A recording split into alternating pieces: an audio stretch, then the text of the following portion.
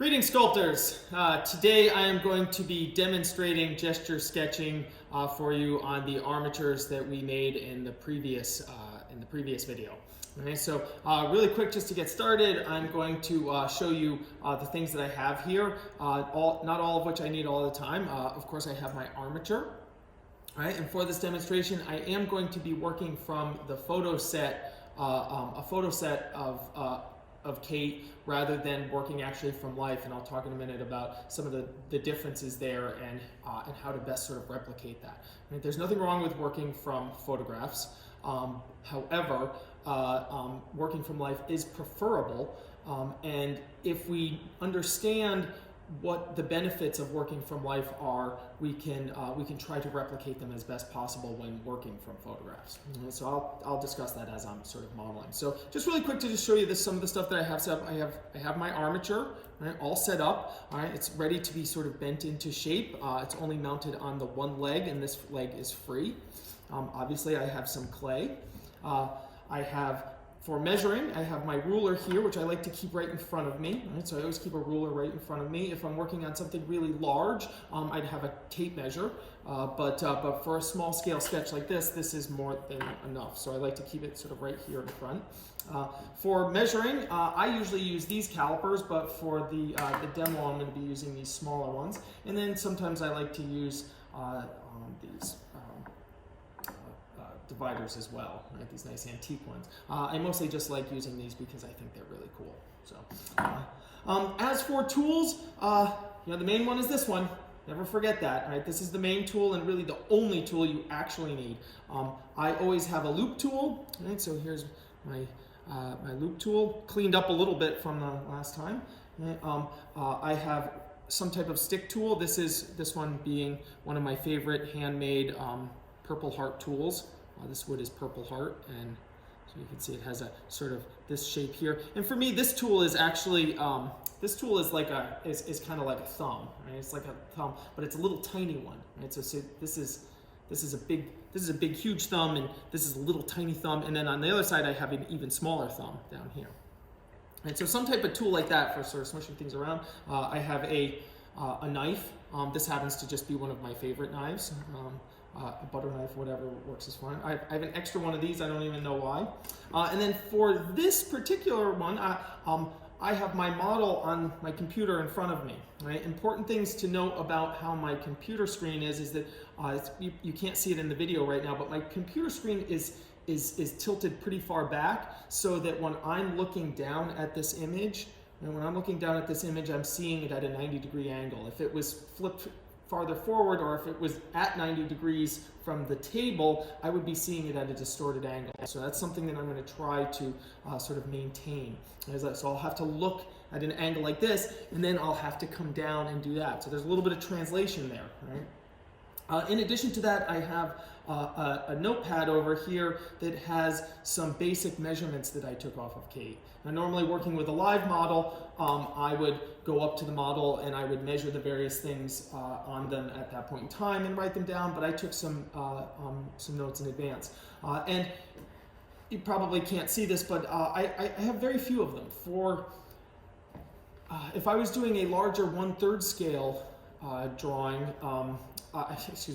sculpture. If I was doing a 1/3 scale sculpture, I would do a lot more measuring. Right? But for gesture sketching, I like to keep it pretty loose. Really, all I have on here is the total height, right? Total height of the sculpt, because she's bent. She's actually 5'2", which would put her at 62 inches. Right? 5 times 12 is 60 plus 2, so she's 5'2", so she's 62 inches. But in the bent pose that she's in, she measured, the top of her head measured about 59. So that's an important total height, right? Just like, sort of get that established.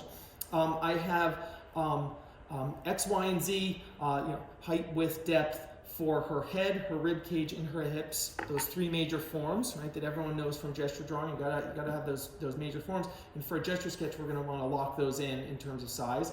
So I have those measurements. And then just some quick ones going up. I have the pit of her neck, her navel, the bottom of the groin or the gluteal fold in the back, and then a shoulder width. And that's all I'm gonna use for doing gesture sketching. All right, the rest of it I'm going to kind of do from eye and allow it to be kind of fluid and loose. All right, so we will do more measuring later on in the course when we're doing the larger scale figures. But for gesture sketching, we want to keep it light and loose. Right? We don't want to get bogged down. Just like in gesture drawing, right, you do a little bit of measuring, but you don't do a ton of measuring. If you're going to sit down and do a full-on, 3 to 6 hour drawing study, yeah, you're using your knitting needle or whatever a whole heck of a lot more than if you're just sketching and feeling the forms out. Okay. All right. So before we start actually sculpting, though, I want to talk a little bit about proper drawing position. All right. So first and foremost, when I sculpt, I almost always stand. All right. It's very important, particularly when doing gesture sketching. Now, of course, I don't stand all of the time. Sometimes I do. My back gets tired and I sit down. A lot of times I sit at a bench, but I very rarely sit in a chair with a back and sculpt. And it's usually only for finished phases of the sculpture. So if I'm doing the end parts, or really kind of getting sort of nitpicky on the final details. When I'm doing gesture sketching, I always feel the need to be standing. And a huge part of that is because I feel the need to be able to move my body in the same way that the pose is. Now, some of you have probably worked with me in the past and know I've done gesture drawing with me, or maybe you've seen my gesture drawing video where I go through the process of acting out what the model is doing. That's something that when I'm gesture sketching in clay, I'm always doing. Right? So the pose that I'm going to be sculpting for you in a little while, it's going to look sort of something like this.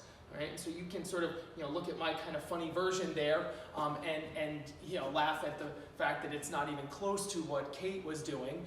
But it's important for me to feel that. And in order to be doing that, I have to be standing. Now, I'm showing you here my actual modeling stand for my studio practice. Now, in my studio, normally when I'm gesture sketching from life. So I would have, the model stand would be in front of me always, right? And my board would be here. And what I would do is I would align my board with the model stand itself, and then I would rotate around, and I would always keep this direction facing, and I'll talk about that when I'm actually demoing. I'm showing you this stand, right, and what my regular process looks like, because I know that most people who are watching this video are going to be doing this from home. And even though there's a very good chance that you might be sitting at your dining room table and doing this, I want you to be at least conscious of the way that it should be done, right, which is standing, because what you can do is, let's say that the model is right here in front of me, right, I can get down like this and I can look, right? Very hard to do this if you're sitting in a chair, right? So when I work from photos, and what you'll be getting from me is a set of 3 different photos, one shot high around the model, one shot mid around the model, and one shot low around the model. So when I'm looking at my high pictures, I want to be looking down at this. When I'm looking at my low pictures, I want to be like this and this, right? So you can see what a physical activity this is. Right, so sculpting, maybe more so than other forms of figurative art, in itself, it's a very physical act. Right? It's a very physical act. You're constantly up and down and doing this and working and twisting and trying to figure out all of these different things. Okay, so this is what it should look like. Right? Up, down, right? Right? And now let's do our best to try to replicate that. All right, let's jump right in. As you can see, I kind of flipped some things around here so I could try to give a better camera angle. Keep in mind that what I'm seeing and what the camera is showing might be just a little bit different at various times, but ultimately what's important is getting the gesture correct, right? Also, I didn't mention before that, as you can see here, I have a washcloth sitting on the bottom here so that I can nicely spin and rotate my base, my model stand here. Right? So the first thing I'm going to do is I'm going to position this towards me. Right? So I want that to be whatever part. If I decided that I want this to be the front, right?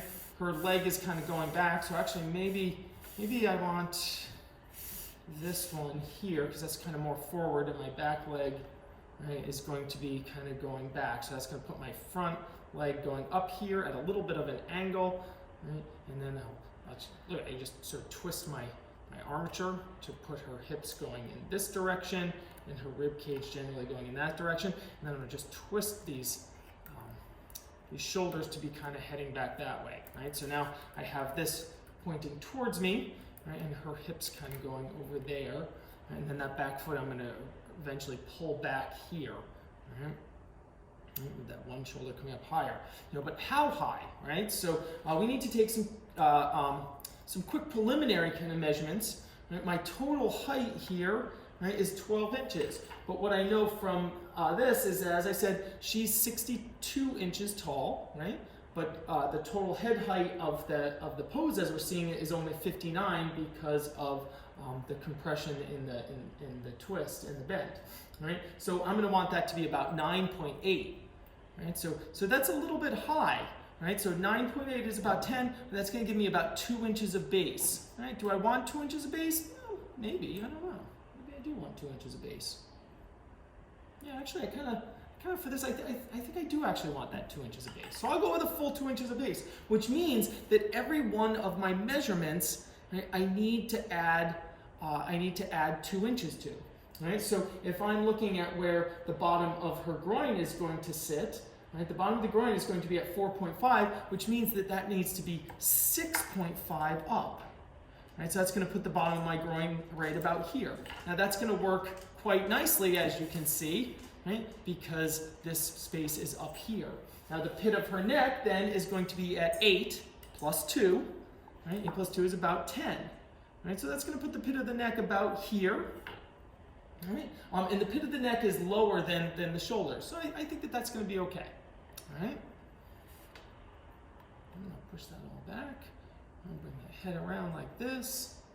All right. So actually, what I'm going to do now is I'm positioning it towards me, right, and looking at this. Right. So I know that her hips are going to sit about 6.5. Right, so that's going to put them there, and they're facing in this direction, down for me, down in here. Her rib cage is facing directly towards me. It's going to be facing this way. All right. Now what I'm going to do is I'm not going to hang out here too long. Right. I'm going to go to the next pose. I'm going to actually go to this one all the way over here. I'm going to go full 90 degrees. Right. And I'm going to look here. I'm going to see that this leg needs to be kind of straight. Right, and this is going to bend down here. Right. And this is all just kind of extra at this point.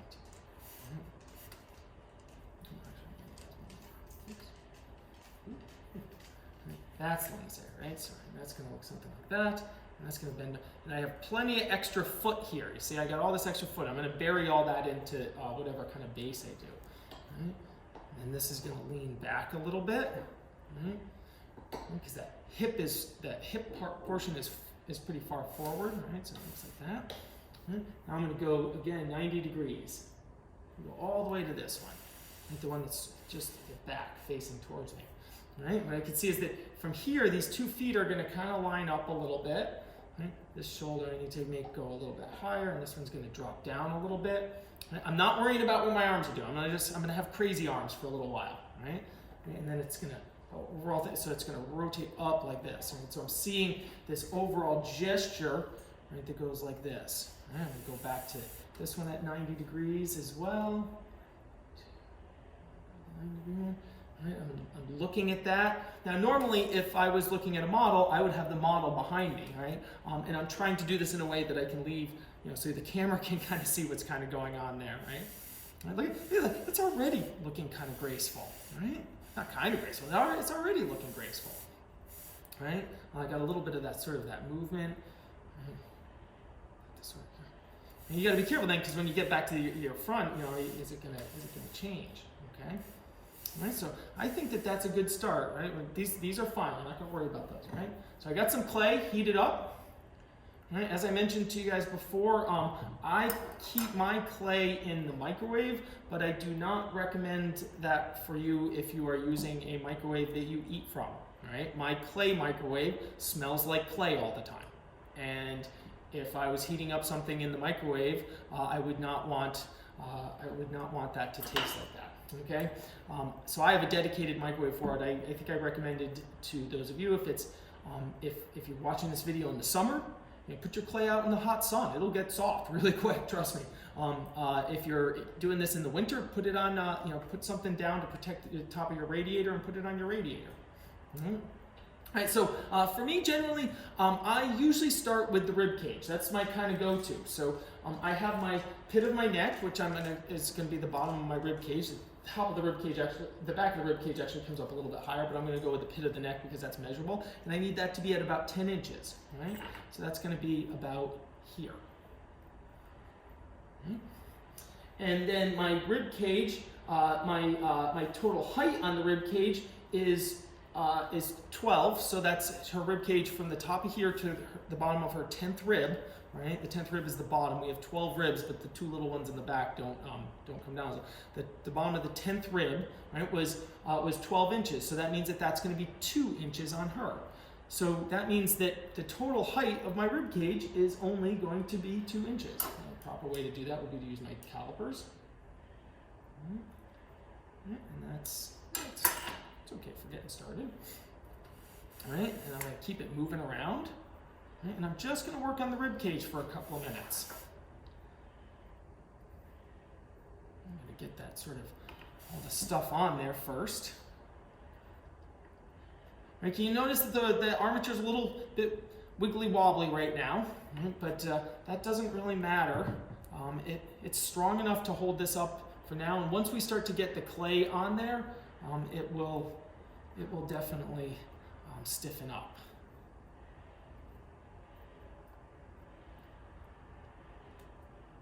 Really, the armature won't stiffen up until we lock both legs in.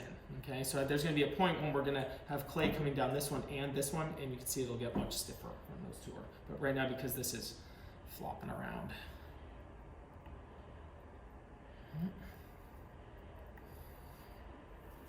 Now I'm going to go back and I'm going to take a look at this one from the back here, right? And I can see that her rib cage comes pretty far out. Her rib cage, the side of her right side of her rib cage is the farthest thing to the right.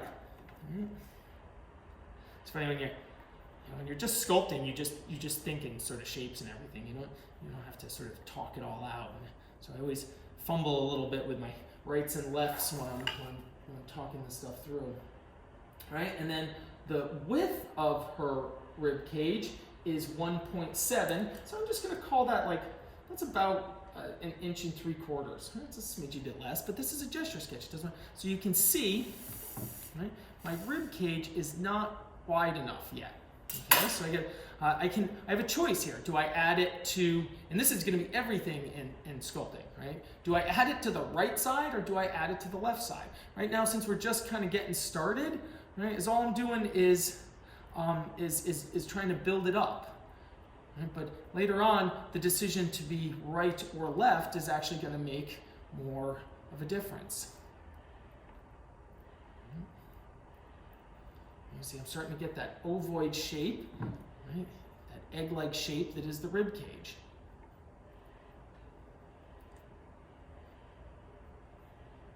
So much easier to draw this, right? And you draw this out, and this is just we got to go around. We got to do it on all of the sides, right? So I have height, width, and depth, right? X, Y, and Z, right? So the width of the depth of my my rib cage is 1 1/4 inches. All right, so I'm not quite wide enough. And so I'm going to add a little bit more to the back, and kind of just still kind of getting that egg-like shape going. Right, and it's important. So I'm going to twist this so I can see. I'm stop sticking my head in front of the camera. And as I'm doing it, I'm trying to get a little bit of that kind of, rib cage-like shape here, right? So, right, as I have it here, right, we're going to talk a lot about a center line here. Let's go and look at our picture number 1. Right? Picture number 1, we can see when we're looking at it that her rib cage is tilted just a little bit, right? Not as much. The hips are where, we're going to get this big sort of swooping kind of thing going here. But the rib cage, and remember that even though in a drawing oftentimes we treat this as a big curve, the curvature is happening in the in the lumbar region, right? The curvature is happening between that. Your sternum doesn't flex, right?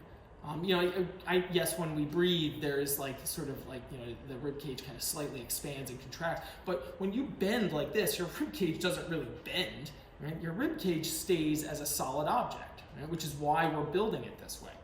All right, so we have a center line here, and then we also have two lines here, so for the two different planes going here. All right, I don't want to go. I'm not. This isn't rib cage sculpting, right? When we look at the bigger ones, we will actually spend a little bit more time making sure that our rib cage is really kind of solid. Really quite exact.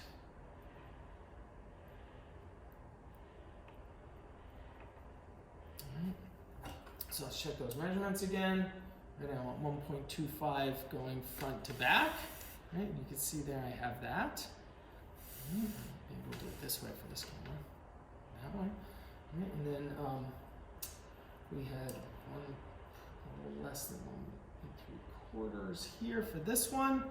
Right, you can see there. Right, that looks pretty good. Right. And then 2 inches of overall height. Right. So this is going to come down so that, the rib cage will actually kind of come up like that a little bit, right? So I think that's good enough to kind of get started, right? The way that I start out with my hips, right, is remember the hips are a square-like form, right? So what I'm going to do is I'm going to kind of just make out a couple of big, flat, rectangular pieces like this.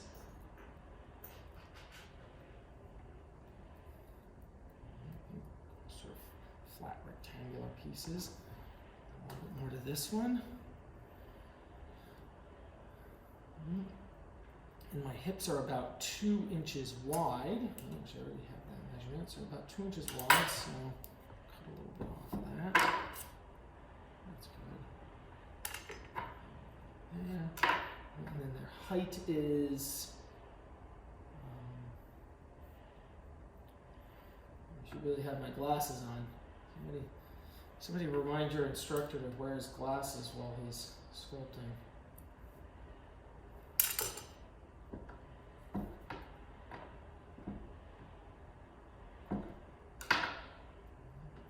That's kind of about right. That's kind of good. All right. So then, for the pelvis, right? I know that my pelvis, right? The bottom of it sits at 4.5, which we said was 6.5. So I'm gonna stick my head down here. 6.5.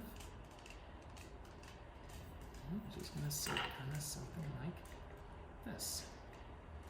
And those hips. In a little bit. This is the widest sort of portion. So see how I kind of I took those two pieces and I kind of sandwiched that together. Right? That's just enough to kind of get it. And then because of working with the armature, I want to kind of squish it. I want to squish it because I really want it to grab on to those sort of points. Right? And the hips come in a little bit. Right? Although we initially understand them as a squarish form, they're actually more of a kind of bucket shape, and they kind of come in a little bit, right? So we'll work on that a little bit more. But right now, I'm just kind of making sure I get the overall kind of height correct. Right.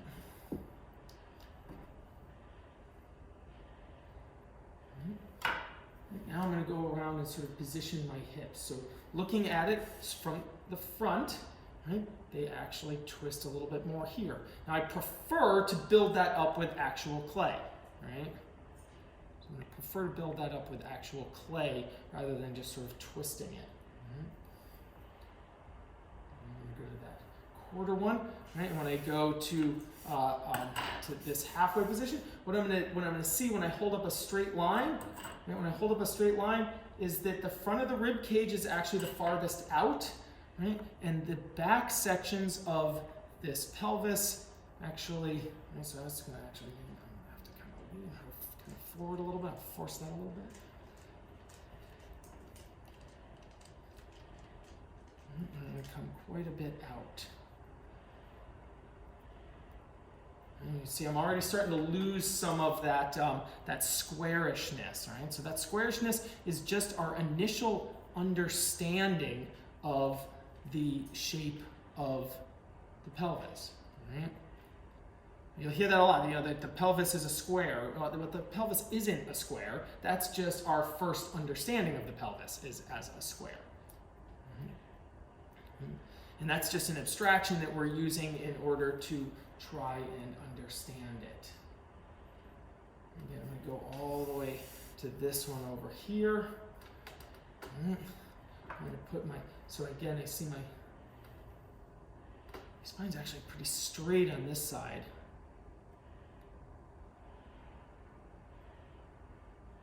Now, one of the things you got to be kind of careful with, it's entirely possible for you to have the spine going in one direction on one side. Remember, what you're doing over here has to correspond to what you're doing back on the back side. I'll give this a little bit more drama. It'll be easier to get a little bit more drama once we get the kind of forms kind of established. And so I just really kind of want to make sure that I kind of have that kind of angle going. Right? And don't forget also that we're gonna add a little bit of extra drama to this.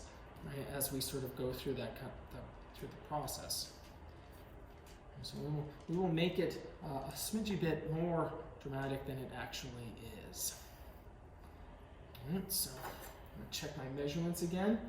What did I say that the overall width, right? The overall width was just a smidge over 2, right? So that's looking pretty good. I'm going to check my measurements quite a bit. Right, and then we have those at 1.25 inches high. That's hard to kind of measure. And again, 1.25 inches kind of wide. Right, so as we come back around to this side, right, the first thing I want to do is I want to bring some of this in. Right, I'm already kind of getting a little too. We'll work on the belly in a minute. And for this first sort of phase, I just want to get the 3 major forms kind of in there. Right? And get them kind of doing the right thing. And work on some connecting pieces in a bit. Right? So continuing to feel that kind of squarishness there. Right? I'm pretty okay with this to get started. Maybe.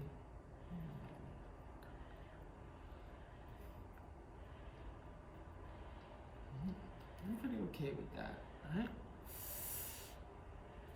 So now we're going to move on to our head.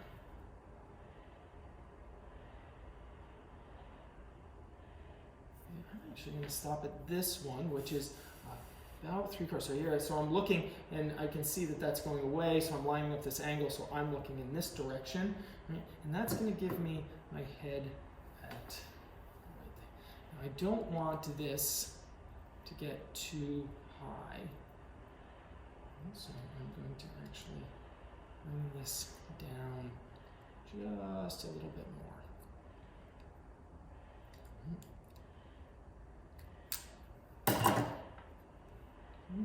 In my head, I'm going to do the same thing I did with the previous one, right? So I know that it's in 1.25 by 1.25. Right? So I'll just make a couple of squares here.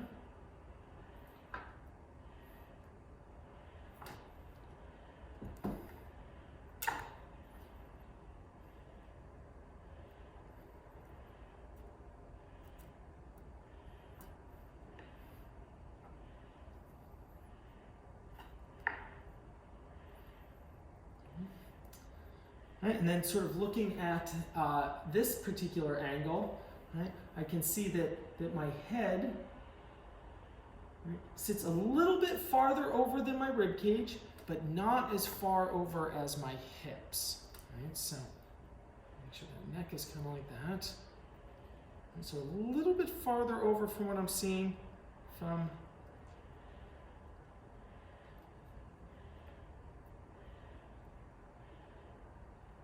rib cage, a little bit farther over for me, right? But not as far over as the hips. Okay, right? And it's about an inch. It's about an inch wide. Right? So I have some extra here. Right? Sort of kind of put that on there, kind of get that shape going. And if I go back to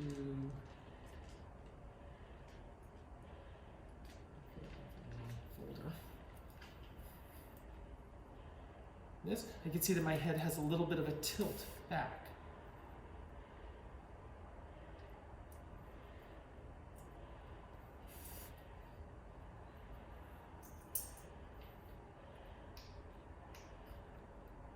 Note that I'm not connecting my neck, right? I have not connected my waist either.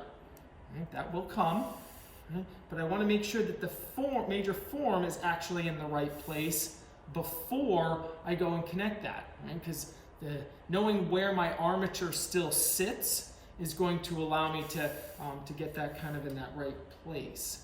Right? So you can see already that I'm actually tweaking that head back just a little bit further because I'm looking at the overall sort of, the overall gesture of these three forms. And so I'm giving that a little bit more at this early stage. I can always decide, it's all flexible and it's all clay, so I can always decide to bring it back a little bit more if I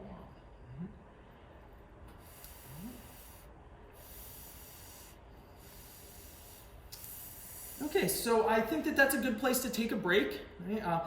As I've mentioned in the past, I always gesture sketch from life. So I am used to and I am in the habit of taking breaks every 20 minutes because models need to take breaks every 20 minutes.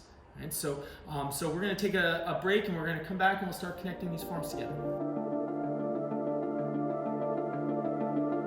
So we're back.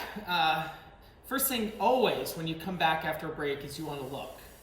Right? So a lot of times when I take a break, I try to not look at my sculpture. Right? So taking a break means taking a break. It means walking away, clearing your head, whatever. So when I come back, a lot of times I like to look. And it kind of depends, on how sort of you're working. But next things that we're going to want to do, I'm going to connect the belly, and we're going to work on the dominant leg.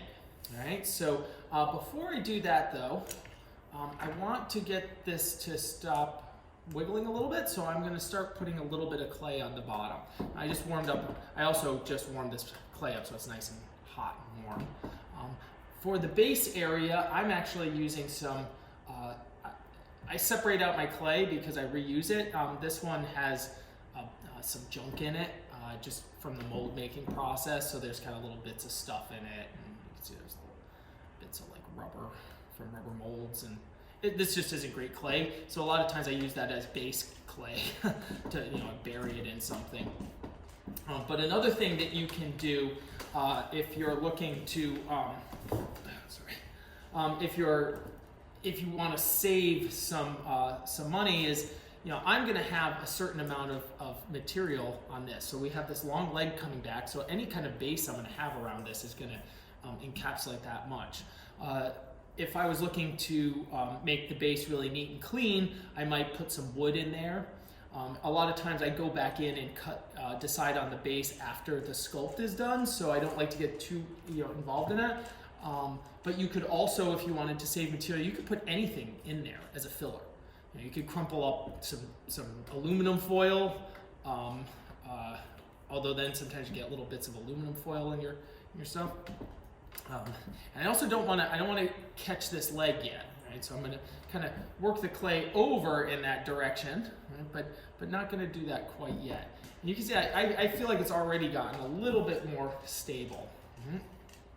And I'm kind of building up my extra 2 inches here, right? And there's nothing that says it has to be exactly 2 inches, right?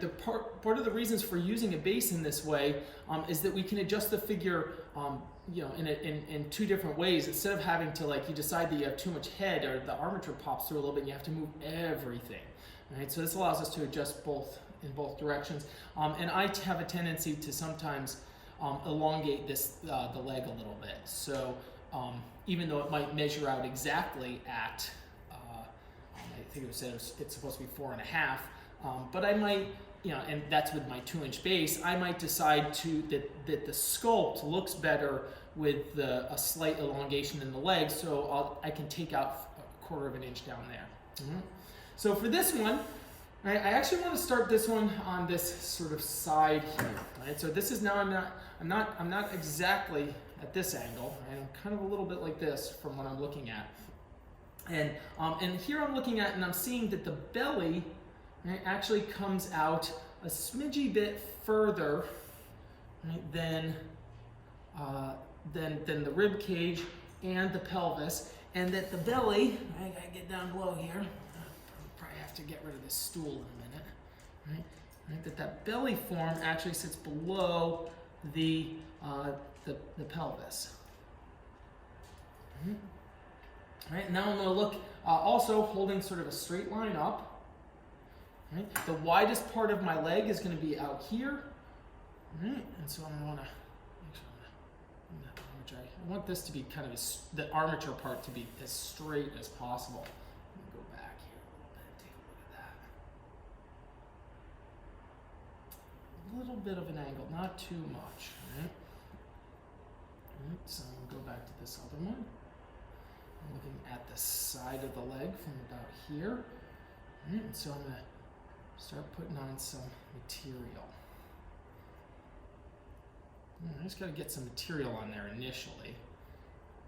But I'm trying to build it up in a way, and that whole leg comes back just a smidge.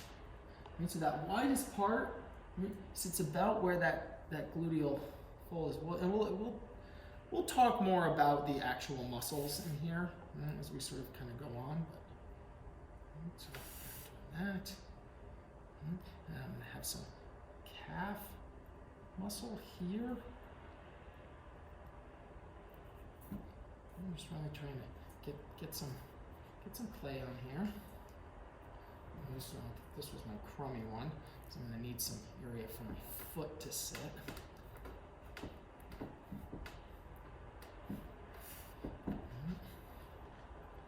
I need to go warm up a little bit more clay. And so our glute muscles will kind of wrap around in this direction, and then our hamstrings are going to come out of the back here. And kind of coming down.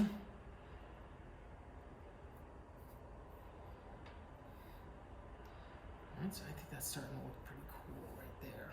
And then our knee is going to sit a little bit kind of further back. There's a greater trochanter. Now I got to resist the urge here because I'm kind of enjoying sort of these sort of angles of the leg here, right? So I'm kind of enjoying these, right? And what's going to end up happening is I'm going to start overworking this section, right? So I'm just going to put on a little bit of sort of the indication of the direction that the foot will be going, right? Just to kind of see that, and then I'm going to move on. Right? I'm going to go back over to this side because I don't want to get too caught up in that one leg, because this is going to need to kind of come in like this. I want to get my hip to shoot out a little bit more.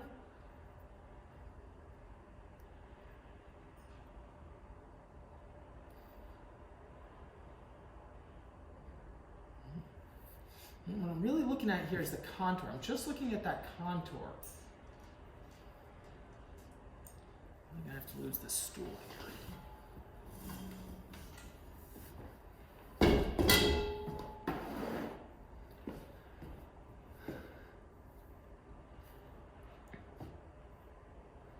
you see that stool wasn't really working for me.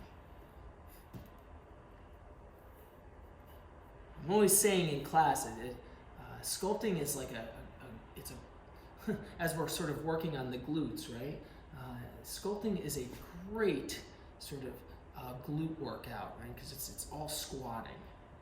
And so in my class we talk about sort of doing squats all the time, and that's what this is. It's all squatting. Kind of get that sort of shape going there. We're starting to see a little bit of that. Calf comes out a little bit more here. I'll try to avoid getting too stylized too quickly. So I'm going to go to the next one. And kind of a little bit more like this. And I'm still just working on that dominant leg. Okay, bring that calf out a little bit more here. Okay. I won't be able to see it very well from this one, but I can see the back of the glutes. Now, one of the really nice things about working with a live model is that in this instance, and I was looking at this and I was lining up, right, what I would do right now is I would ask Kate to just take that left arm and just lift it up really quick so I could see that angle. Right? That's pretty normal to do. Be like, oh, can you move that just a smidgy bit so I can see kind of what's going on there? But we kind of can't do that right now. All right, so I'll go over here. And I'm coming around here. Get out where my sort of stand is. And I'm going to sort of look at the back of this calf here. You can see that. A little bit of that sort of foot there. The kneecap needs to come out the farthest. A little bit more on that sort of foot. Get more of that junk clay down there. Some more of that one. We take a break again. All right, now let's bring it all the way back to the front side here. Okay, so this is where I start to kind of pull some of this stuff together. Right, so as you rotate around, right, you're working around, right? So let's start here. So I'll show this camera right here, right? Right, so we started, let me see, I started working on this here. Right, so we started working on it there, right, and then we kind of went to there, right, and we're kind of coming around, right, coming around. These are looking good, probably from that. And then when we get about here, right, to where we started, you look, and it looks the worst at that point. You're like, okay, that's why you need to keep moving around, right? So now I'm going to work a little bit on this sort of hip up here, right? This is our ACES point right here, right? So that's the ACES point. And then I'm going to bring some of this in. This is the place where some of the anatomy is going to come in. Right, first time breaking out the tool here. So, right? So I feel like I put a little bit too much on in this area, and I'm going to move that back kind of over here, because I know that those leg muscles need to be moving in this direction.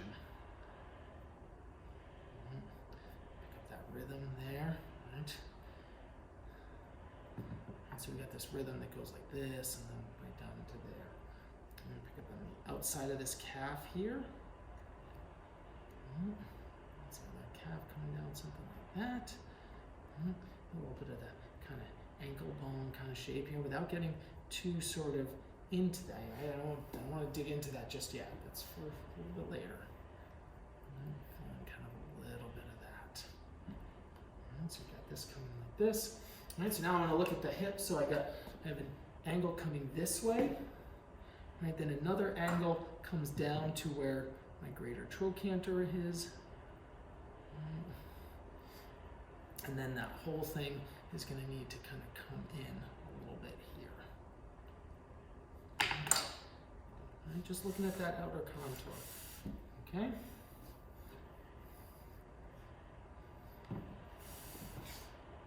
Okay, let's add a little bit more to that kind of belly form there.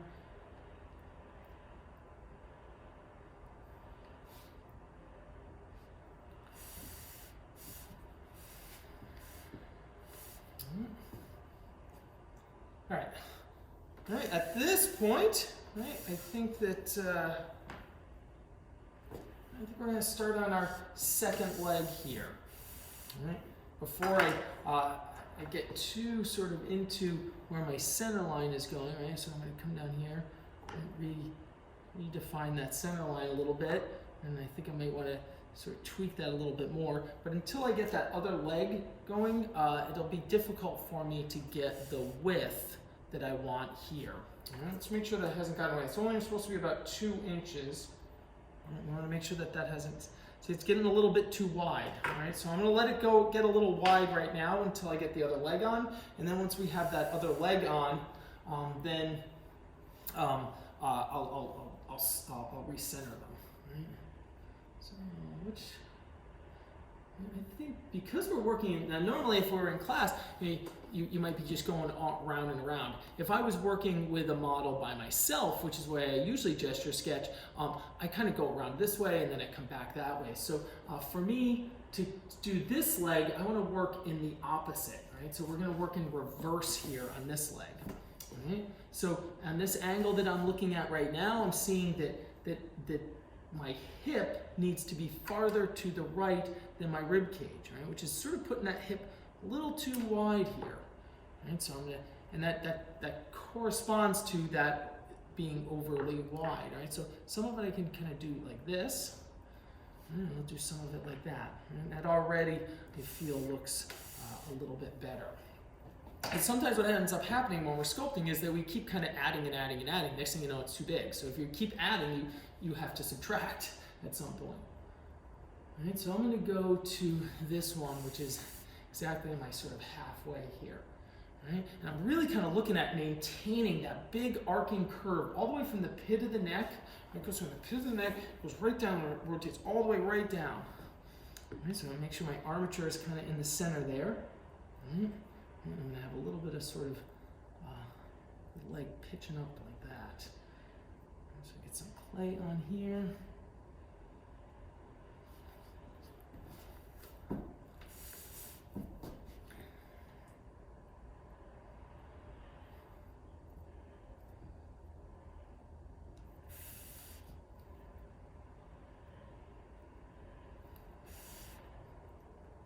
An angle over there, right?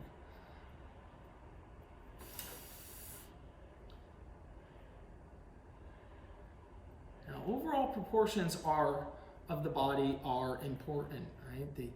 The proportions have to be right, but I would argue that it is more important that that they stay symmetrical, right? So, this is kind of a back and forth, I think, but it is important that the two legs look like they are the same length.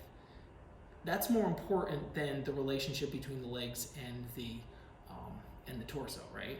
So I think that it is more important to maintain that than anything, because if it looks like the two hands are two different sizes, that's not right. So I'm frequently measuring things from each other. So what I'm going to do in a minute is I'm going to establish exactly where I want this greater trochanter to be, and I will measure down to make sure that my legs are staying the same size, even though I'm kind of they're doing different things. Right, so in a drawing, right, you can have depth, right? So you have depth, so it's uncertain sometimes how far that goes back, but in a sculpture, it's literal and it's actual because it's an object, right? So,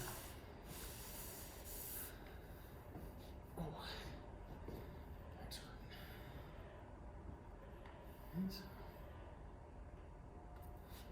That's going to bend a little bit, and then that's going to kind of come up.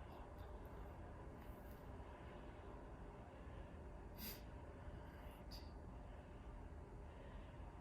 I think I'm going to go to this one next.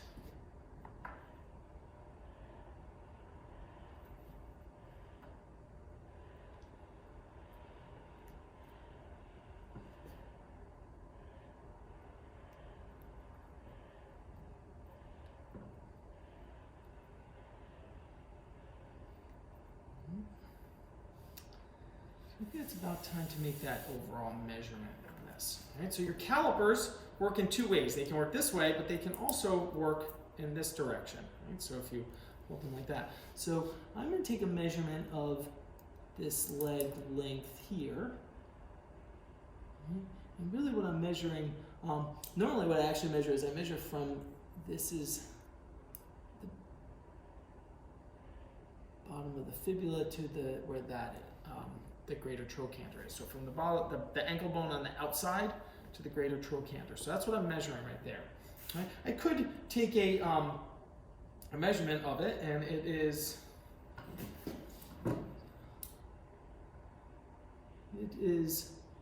5 and about 5 3/8.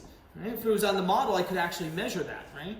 Right? So what I'm going to do now, right, because I'm establishing where my hips are, I'm going to draw a line, right, because this is the center line of my hips, right? So I got here. So see how I just did that? Right? So this is where that greater trochanter is. So this, right, and then that means that this one comes down to here. Right? I need to reshape those hips a little bit before I do this, though. Because this is kind of getting away from us a little bit. And one of the problems with sculpture is that every time you make any kind of adjustment or anything, you cover up all these like marks that you made. And so you gotta put that center section back in there again. That's call that the gluteal fold. Get that kind of sort of heart shape of the muscles on the back side. Put this one kind of a little bit more like that. So I'm just kind of sort of shaping that out a little bit.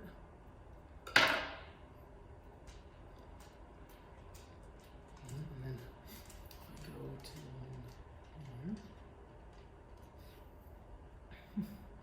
What are you doing, Hannah?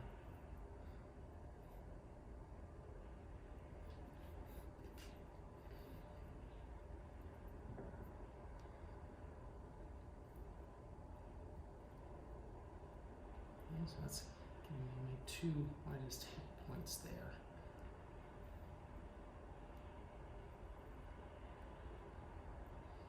You notice how I'm doing it with 2 hands here, right? Because in doing it 2 hands, I can feel like the similarities. So I'm kind of trying to make sure that those feel pretty similar. So now I can build this leg out a little bit more here. And bring some to the inside as well.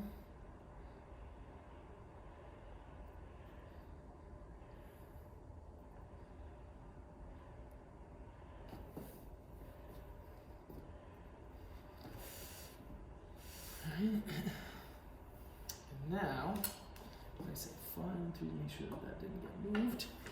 Right, from there to there is about the same as there.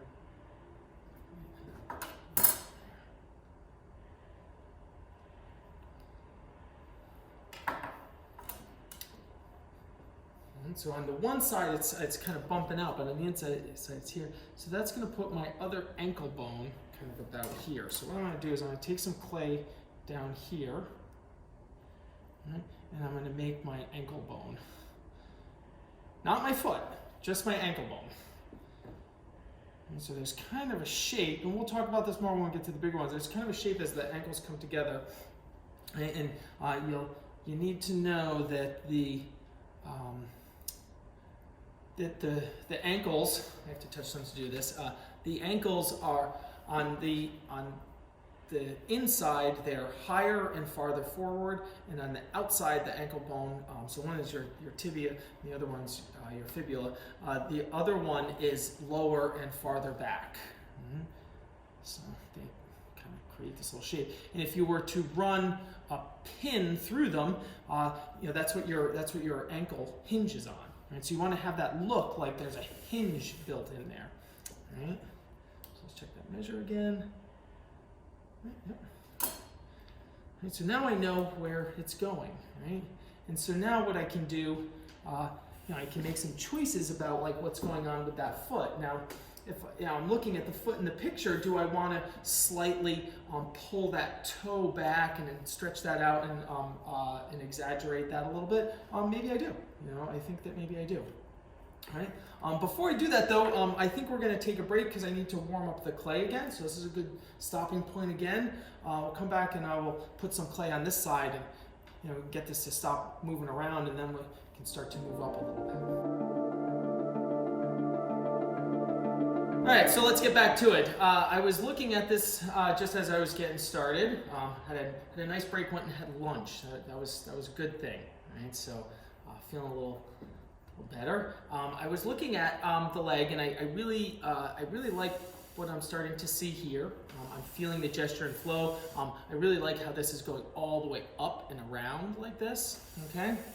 And I think that I want to lock that in and get that in place before moving on. Now, so what I'm going to do is I'm going to start working on this bottom foot. Now you notice over here, I have a lot of kind of extra here. There's a couple things I could do. I could just cut that off, because I think that my base is probably going to look something like this. Or I could just kind of twist it around. All right, so you know, I think there's a little bit too much there, so I'm going to cut some of it off. I'll do a little bit of both.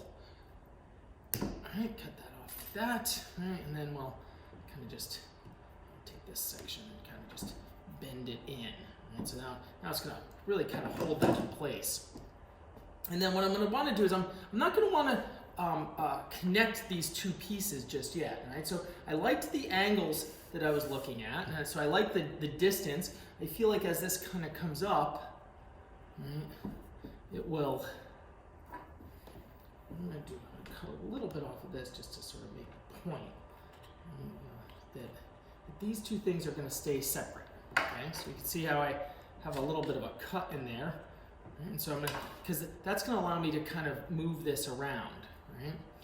So again, I want that, I was kind of going for about 1 3/4 inches. Right? Here, this was a leg from another sculpture, right, which I have heated up. That sculpture was cast long ago, and so you don't need to continue to have that. Right. You can probably already see that it's starting to get, when I'm putting the clay down on the bait, I want to get it kind of nice and sort of flat down to that bottom there.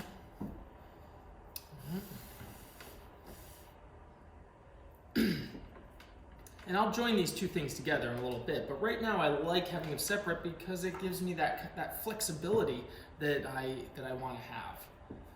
And I'll be able to trim all of this later and kind of decide what exactly I'm doing with that foot. All right, so now that I'm looking at that kind of come down, and I know this actually needs to probably bend a little bit here because I want that foot section to be kind of coming under. And so I'm going to bring that in as I sort of go. So that's going to give me my foot there. And so you can see how that kind of goes. And because of my heel, right, I'm going to want to come up here. And this foot is going to come off a little bit kind of to the side. Right? Now I might take some liberties with the foot. Right? If I was, again, we're kind of talking about like the kind of what ifs. But if I was working with a model, right, there's a very good chance that I would probably make some adjustments. So I'm not as fond of the foot that I'm looking at here. Right? So you know, if I don't like it exactly as is, you know, although Kate's feet are Kate's feet and my feet are my feet, I could always just take off my shoe and kind of pose my own foot. Right? So you know. And then make some kind of adjustments to it in order to kind of give it the feel that I want. And so I'm kind of thinking something a little bit more like that. Right, so now that I have that kind of in place there, I'm going to kind of smush this bottom down because I don't want it to be moving around too much on me. Now I can go ahead and go back to the side of my leg. Right? And again, so she's got a little bit of a bend in her knee. And I'm gonna straighten that out just a little bit because I kind of want my leg to be just a little bit straighter because I think that'll well, it's not straight because it's a big curve, right? But I want mine to be a little bit more straightened out to kind of enforce some of the things I want. So notice as I'm working here, and as I keep sticking my head in the way of the camera. Now when I'm working here, I'm really working on these outer contours. So that's what I'm looking at in my image. I'm looking at the outer contours. Right? And there'll be another time when I go, when I come back around, I'll look at the contours on this side. Right? So maybe actually I'll do that right now. So I'll go back to this image here, right? And I'll kind of build that calf out just a little bit more. Kind of give that calf a little bit more shape. And so you can see that the calf muscle over here is the gastrocnemius. That's the actual name of it. I'm going to give that a little bit of a kind of bow shape to it. Kind of, as I keep sort of moving around and kind of looking at it and coming kind of up and down. And then maybe now I'll look at sort of the shape of my kind of butt cheek here, which is our glutes. Right? When they're in this kind of position, when they're under, this one's under a little bit of tension there, this kind of bulges up and it makes this one look a little bit more like a heart shape. So I'm going to do that. So right at this point, I don't really like the way my front is looking, right? So I'm very happy with all of the things that are happening on the back side, but now I need to go back and take a little bit more of a look at the front. All right, so I'm kind of coming up my leg a little bit here. I'm gonna make some corrections over here. And before I leave my hips.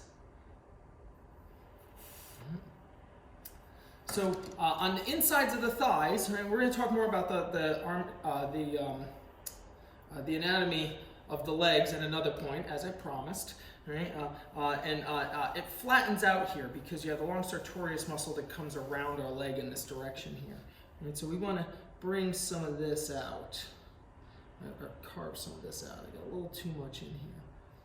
Right.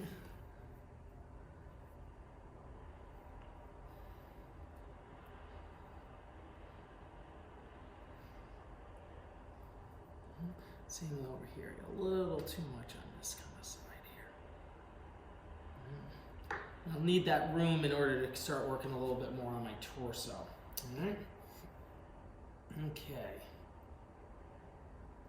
All right, so I think I'm going to pause there on the lower section and start to move up to the upper sections. All right, so I'm going to go back to my first picture here, right? Kind of looking straight at her, or I'm looking straight at her. I am going to have to start to deal with some of the arms, right? Although I like to get the torso a little bit more established, but one of the things that's so interesting about this particular pose is that we have one arm up and one arm down. So the pectoral muscles in here and the lat muscles come up and join underneath the arm. Right? That's the quick version of it, right? So when they're up like this, they're pulling, and you have all this tension on the pecs and the lats on this arm. On this one, right, they're all relaxed, right? So what I need to do is kind of set these shoulders in the right kind of places, because what's going to be going on this side, right, with the pec muscles, and what's going to be going on this side are opposites. Right? So my pit of my neck, right, was still at 8 inches. So I'm measuring that here. So my base is actually only 1.25 inches, which is really kind of elongating my legs quite a bit. Right? So if I kind of come up from now where my foot is, right, and I want it to be, I'm about 3/4 inch too tall, which probably means I probably need to shorten my legs just a little bit. Right? I'm not gonna worry about that too much though, because I kind of like sort of where this is going. Right? I might sort of come back and redo that. And so I'm going to put enough on here to kind of indicate this shoulder coming over here. All right, so if you look here at the image, this arm actually is kind of coming back and then coming out. Right? And so I know that I have way too much in terms of this length, because this hand is going to sort of come around here. Right? So I could probably take a little bit of that wire off, but maybe I'll wait on that. This other sort of hip section kind of coming up a little bit more. And that one goes back, and then this other one is going to come up. So these muscles will go this direction.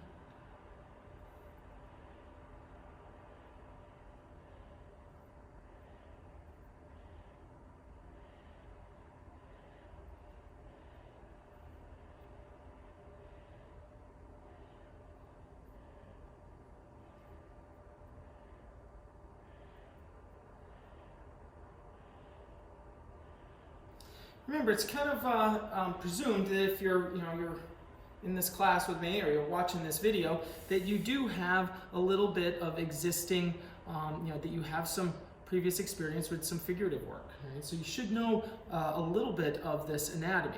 Now, I say all the time that the really great thing about a sculpture class is it's a great place to really study the anatomy, right? So even if you're primarily a drawer, or you want to go into illustration, sculpture is really one of the best ways, in my opinion, to study anatomy, because it is so physical, and you do have to deal with and account for everything on all the different sort of levels. You can't fake it anywhere in a sculpture.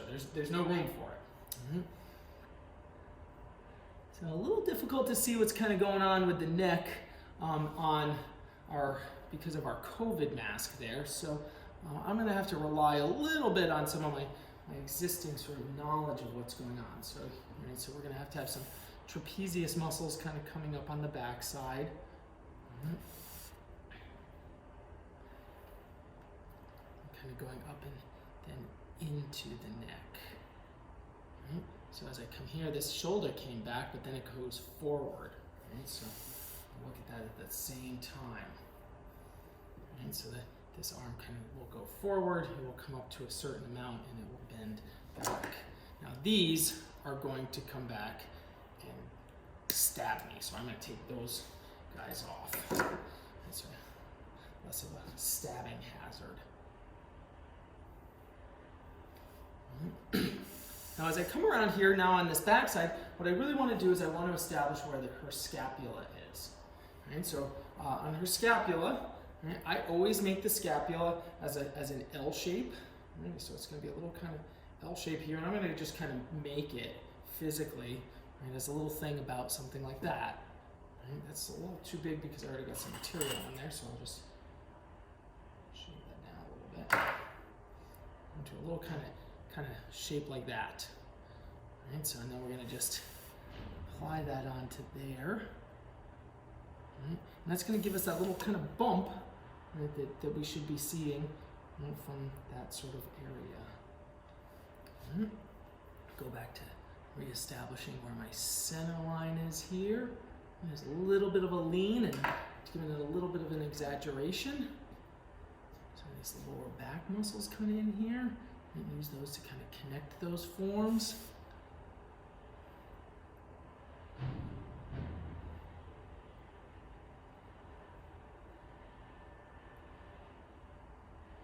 See how they kind of go right down into our glutes.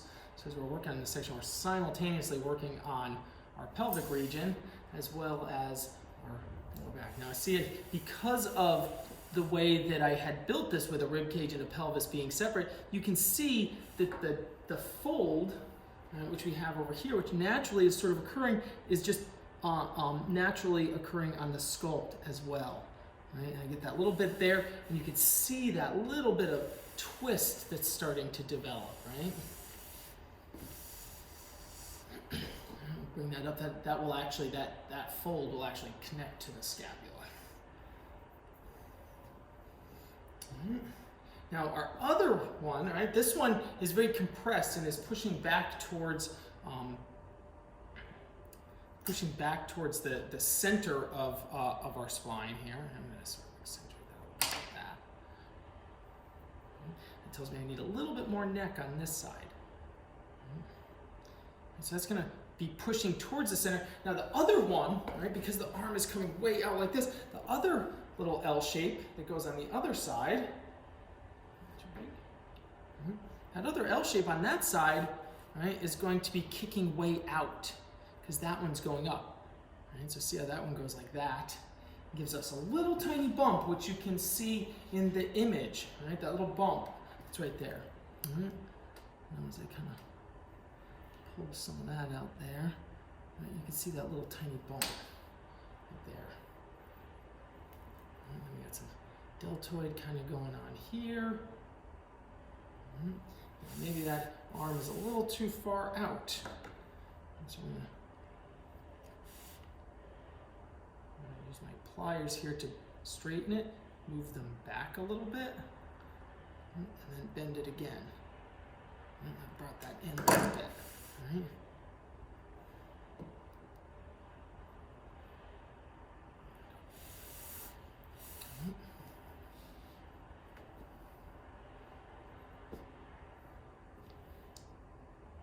This is the back of the arm here.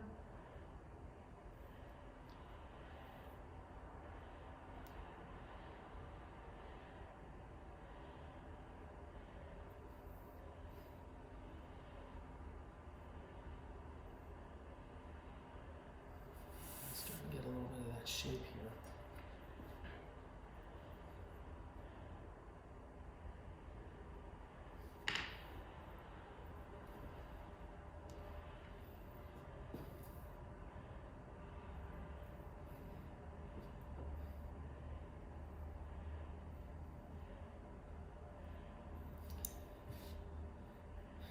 Now it might be difficult for you to see, or to, if you don't, fully kind of, realize all of the anatomy. It might be difficult to see this, but usually when I'm putting the clay on, I'm putting the clay on in the direction that a muscle goes. Right? So what that means is that, for example, here I'm putting on, here I'll put on the bicep muscle. Right? So our bicep muscle, it goes from here to here, and it attaches, kind of something like this. Right? Especially on here, it'll look something like this. Right? And that's that piece of clay that I'm putting on, kind of in that direction. Right? So I'm always kind of thinking about where muscles start and stop, and then allowing how I put the clay on to dictate what kind of choices I'm going to make.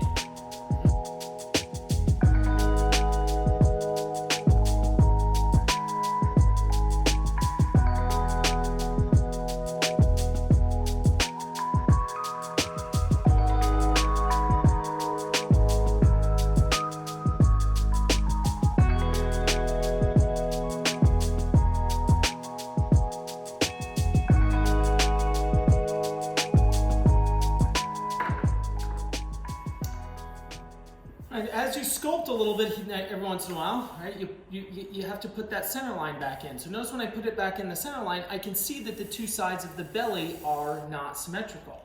Right? So the center line helps us to visualize, right, those differences. And so without the center line, we really struggle to kind of see that one thing is different from the other one, or how much it's different. And so right now I'm kind of working a little bit on my ASIS points, right, the anterior superior iliac spines of my pelvis. Right? And in doing that, right, I'm kind of getting a little bit more symmetry in my pelvic region. I feel like my pelvis is a little bit twisted right now, which kind of happens. Right? It kind of gets away from me a little bit. And go back and work on my rib cage a little bit. And that's why you want to make it as accurate as you can early on, so you don't have to do a lot of that. But it still will, as you put clay on in different areas, it will get away from you. And so I kind of got a collarbone on this one side here that's coming out and going back in. Take this section out here.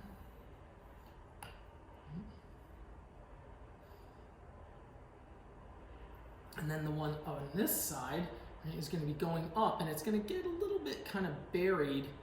Right? It goes up though, but it gets a little bit buried under the muscles here.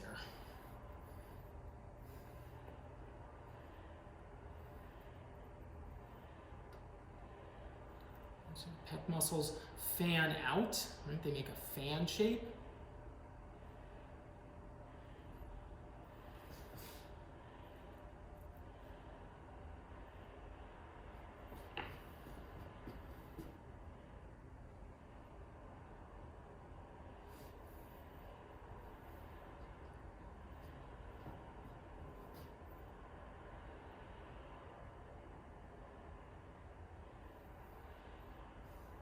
You want to avoid putting on the breast too early. Right? Notice how I'm working on the muscles that sit underneath. Right? Frequently, people want to put on the breast very early, thinking that that will make the form look female. That is not what makes the form look female. Right? The form will look will not look female if the muscles underneath don't look correct.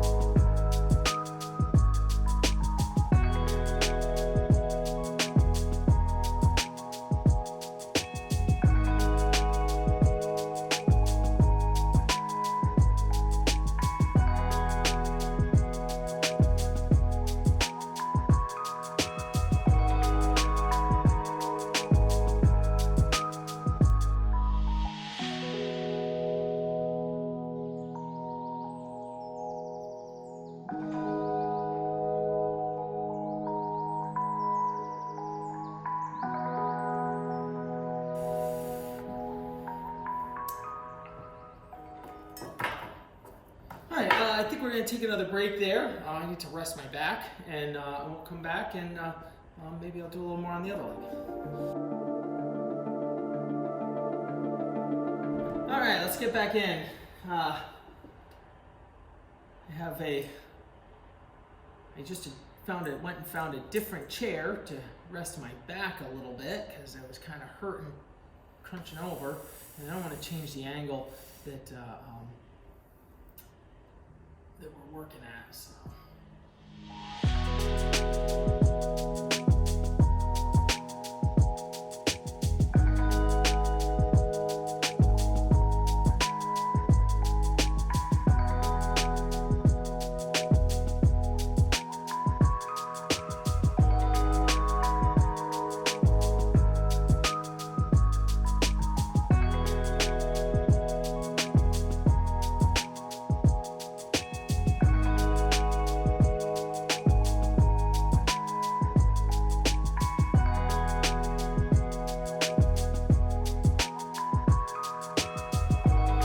So I'm feeling pretty good about where my feet are lining up. So what I'm going to do is I'm going to actually join these two pieces together. So what I just did is went and heated up some nice good soft clay. And so I got some nice warm clay here. And I'm really kind of using it to kind of commit to this thing. So once this solidifies, once it cools a little bit and gets harder, that'll hold my form in place much better. And so it doesn't move around quite as much on me.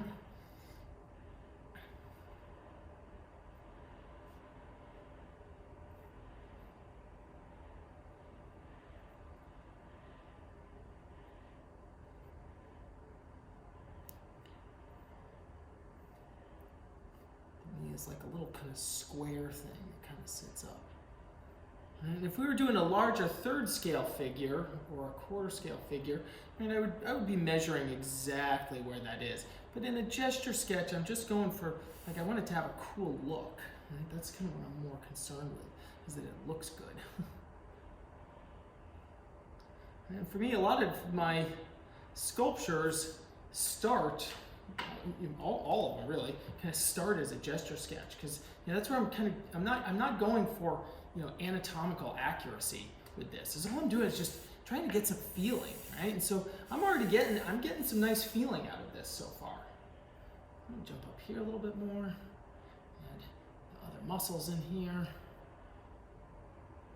You have to have a sense of the anatomy in order to go for the feeling, but it's not about the anatomy. Right? That's the anatomy's always there, right? But this is just more about like the feeling. So big important things for me are this twist. Right? And so that's the things that you notice I'm kind of most concerned with. And I'm most concerned with like the overall kind of dramatic quality of that back leg, right? in the twist in the torso. Right? And before we finish, I'm probably going to even go in and tweak it a little bit more to kind of get it to be doing just a little bit more kind of what I want. I still gotta get a few more sort of pieces in place before I can kind of play with it, right? So right now that's really all I'm doing, is just sort of getting all the stuff in the right places and getting the feel of the pose, and then once I have that feeling in there a little bit more, I'll be able to take it even a little bit further.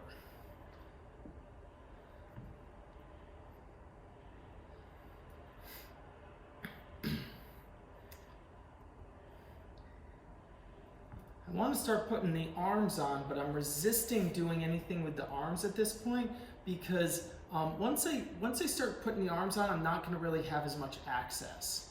Right? So that's going to make it so that I can't get to some of these other parts as easily, especially on a figure this size, right? If this were, again, I'm talking about like, what if this was a bigger figure? If this was a bigger figure, I'd cut the arms off probably, right? If it was a digital sculpture, you'd mask those sections and put them into a different poly group, and then you could hide them. But with an actual physical sculpture, I'm kind of limited by the actual size of my hands. My own hands get in the way, and the actual physical other parts. And so especially on a little guy like this, a little one like this, where we can't just go start cutting it all up the way we would with a bigger sculpture. And so again, kind of going for that overall kind of feeling there.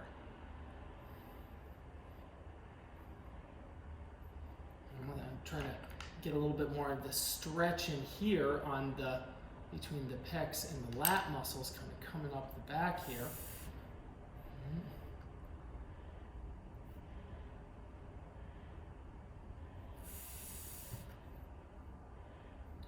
Before putting the breast on. I'm going to be careful taking off on some, because I spent some time making sure that my rib cage was even, and as I sort of shape it a little bit more or refine it a little bit more, I'm going to be careful that I don't make it look different than the rib cage on the other side. And so I'm going to actually add a little bit more over there, because I kind of feel like I was kind of losing a little bit of that symmetry. And we're starting to kind of go up here. And so there's that pectoral muscle. Smaller and smaller bits of clay. You're trying to emphasize that stretch, and really emphasize that stretch that's going on. Pull back in a little bit more here.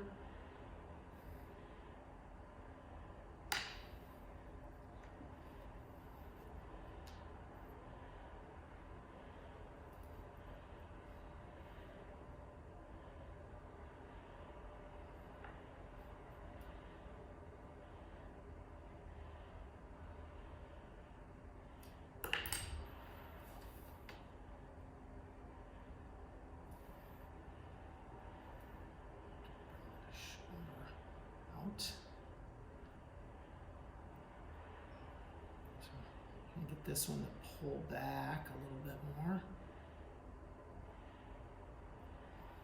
And so you can start to see a little bit of that sort of pushing and pulling in there.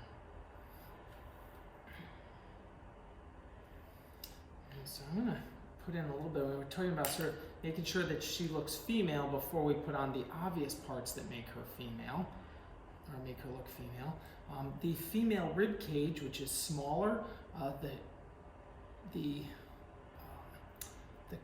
cutout in here on the female looks a little bit more like an A shape. Right? On the male, right, it's a little bit more of like a triangular shape. On the male figure, it's more of a U, an N, I guess, an upside down U.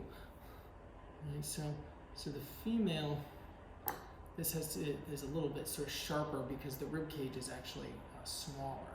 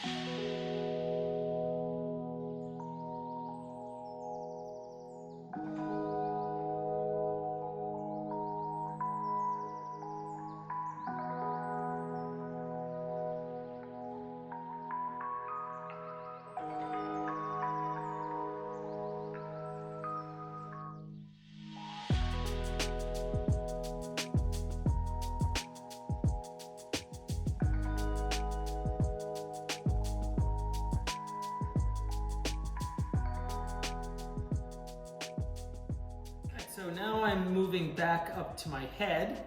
And I kind of played around with the legs a little bit there. They still need some more, but it's a back and forth. You don't want to take anything too far, right? I feel like I have the right, actually I need to check my width on my head because it looks a little skinny. A little bit too thin, but no, it's pretty good, right? So that's why we check. Right, so now you'll see that same kind of head construction that I do with the portraits that I did in those other videos, that I do in the drawing videos. It's all the same.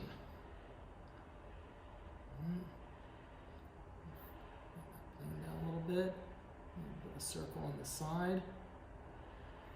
Most of my little gesture sketches, unless I'm like finishing them for casting, which sometimes I do, unless I'm finishing them for casting, they usually never get much more than a sort of simple head abstraction. So they have the pie plate on the side. They will have the maybe an indication of the eyes or the kind of nose, and some of those guidelines. Depending on the hair, they may or may not have sort of like a simple feature like a bun or something like that. Kate, as you can see, has very short hair, but most of the models that I work with actually not most, some of the models I work with have long hair, and I always ask for the hair up in a bun. And the reason for that is that it doesn't get in the way of stuff like this, like the neck muscles. And so I'm pretty happy with this scapula over here. Now you can tell that I'm a right-handed sculptor, right? Because this scapula is more done over here, and this pectoral is done more over here. Like I have a tendency to work more with my right hand, and so I'm always working on the right side. I shouldn't say always. I sometimes feel like I'm working a little bit more on the right side of the sculpt than the left, and I gotta constantly remind myself, nope, Eric, go back, do the other side, don't forget. Many of you will probably experience that as well, a sort of like a preference, not a preference, a sort of leaning towards one side, doing one side more than the other. It's pretty common with portraits too. So it's easier. You'll find if you're doing portrait sculpting that you might, when you're getting started, find one side to be easier than the other side. And it's not that it's easier or harder. It's just that you're right or left-handed, and so the motions tend to work a little bit better on the one side for you. I think that's fairly common. I don't usually subscribe to the idea that something is easier or harder than anything else. That's kind of my mindset about sculpting, that sculpting all objects is kind of equal, right? So people have a hard time sculpting hands because they think that hands are more difficult, and so the path out of that is to stop thinking that hands are more difficult. And as soon as you stop thinking that, then it will get easier for you. But that's a kind of a mindset. All right, so remember me talking about wanting to dig in. Look at how much I just went in and plucked out the pit of the neck. Right? Look at how deep I can make that. Because I kind of need to find that form a little bit. And these things are these little tiny neck muscles are starting to get a little bit more difficult for me. As I was just talking to Ethan, because of the size of my fingers, right? So my fingers don't really lend themselves towards this, so I have to kind of switch over to sort of using a tool. So here we are putting on the windpipe, right? And then we have the one neck muscle there, the sternocleidomastoid. And this is the stuff that comes real. This whole area of the body is just so exciting to me. And you have the angle here of the collarbone, of the clavicle, then you have the angle going up here from the sternocleidomastoid, right? And then you have the sort of, oops, I took a little too much off there. Right? Then you have the angle of the windpipe here, which I'm trying to get that windpipe in there. Get that in there and stay in there. And then you have the other side of the other neck muscle going this direction, which will actually kind of wrap around a little bit. Actually, I already have some material there. Okay, and go up to the other side. Flatten that out a little bit. I'm coming with my little tiny tool here, and I'm going to pull some of these things out a little bit more. I just think that that's so interesting.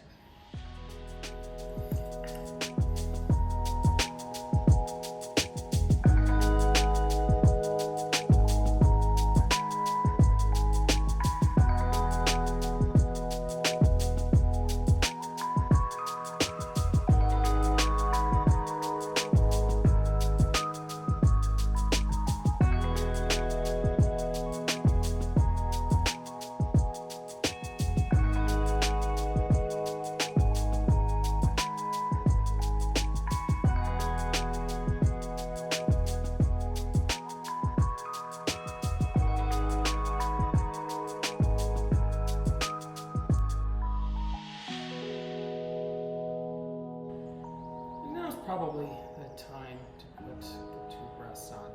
Right, so as the shoulder goes up, right, so we want, there's the line across here.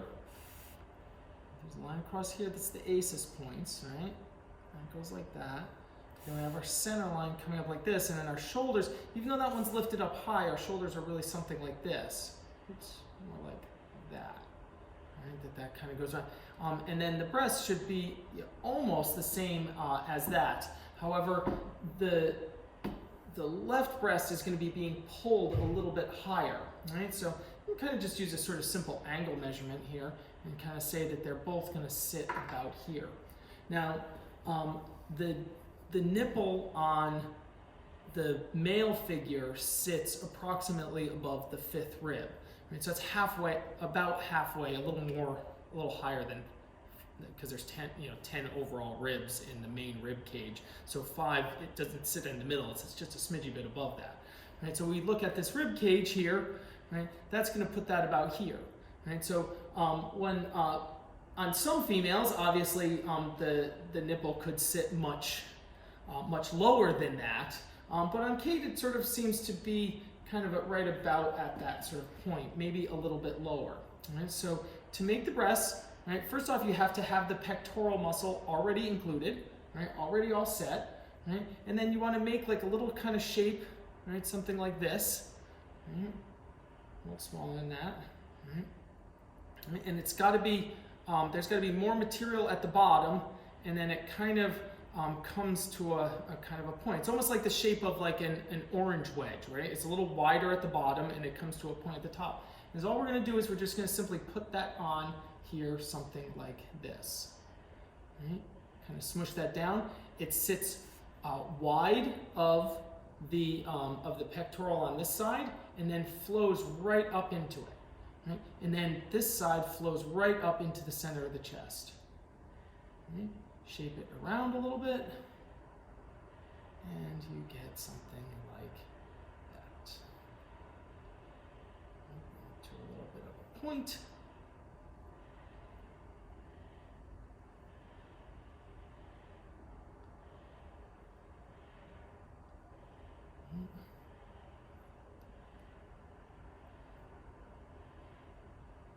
Give me kind of a little bit stylized with the breast, but not too much. Right?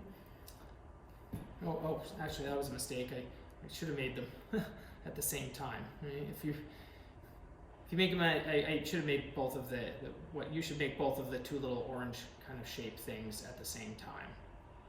That'll kind of. When it comes to symmetry of things, everybody knows that 1 foot, 1 hand, 1 breast, that they're not always the same size. So it's very common for both breasts to be a little bit different. So some people might sort of say that. From a sculpture point of view, you want to seek to make them symmetrical, because if you make them 2 different sizes on the sculpture, it's going to look like you made a mistake, not like you were being overly accurate to the model.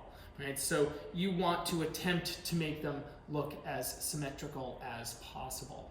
Right? And so same kind of thing here. This is a little too big. Pull a little bit of that clay off. And so same kind of thing here. Put it on something like this. Right? It needs to sit wide of the pectoral muscle. Right? And this one, because it's a little bit lower, right, sort of hangs down just a smidgen bit like this.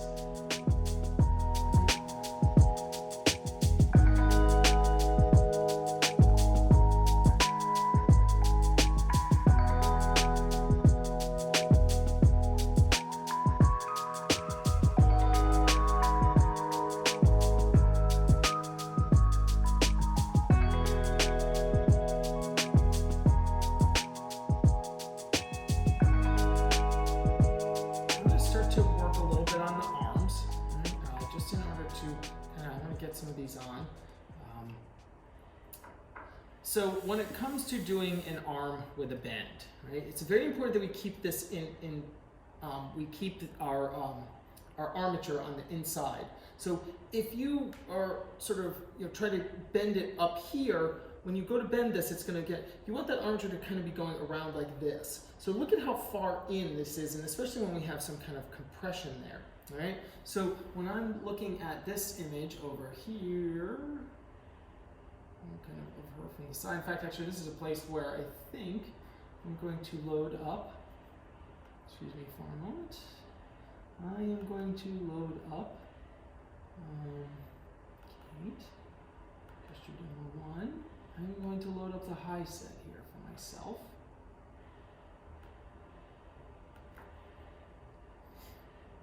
And I've done almost everything on this one actually from the that mid set. Right, so I'm just looking at this, and because that's the way we're doing it, and I feel like this bend is actually way down here like this. And that might even be not high enough. It needs to actually sit a little bit below kind of where her head is.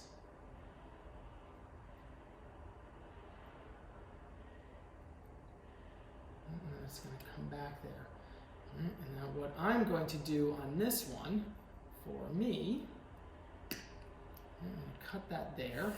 And because her head section is actually, her hand is actually gripping her head, right, I'm going to, and voila, 2 pairs of pliers. Look at that, how did that happen?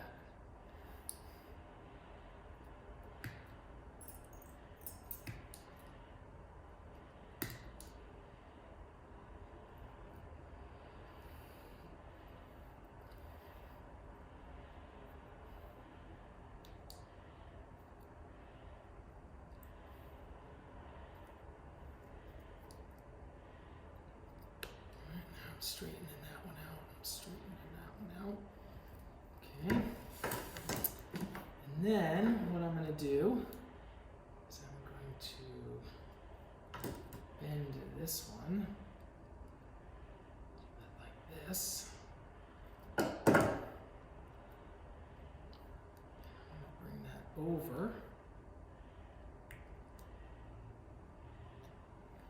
And then I'm going to snip this extra off. I'm going to snip it off actually way up here.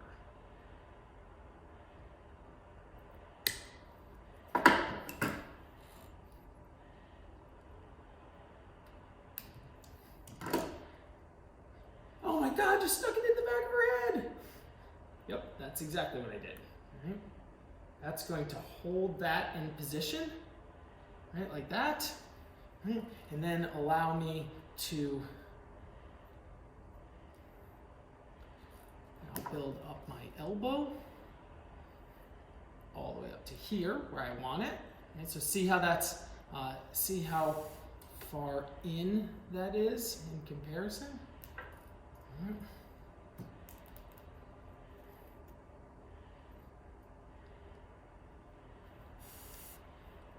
Until I kind of need a break because my clay is getting cold. And so I'm just going to put that there for now. Because I have plenty of room, I can decide to shorten this section if I want to, which I think I'm going going to. I feel like that has become too long. So, tools out here now. I can just rotate that elbow down a little bit.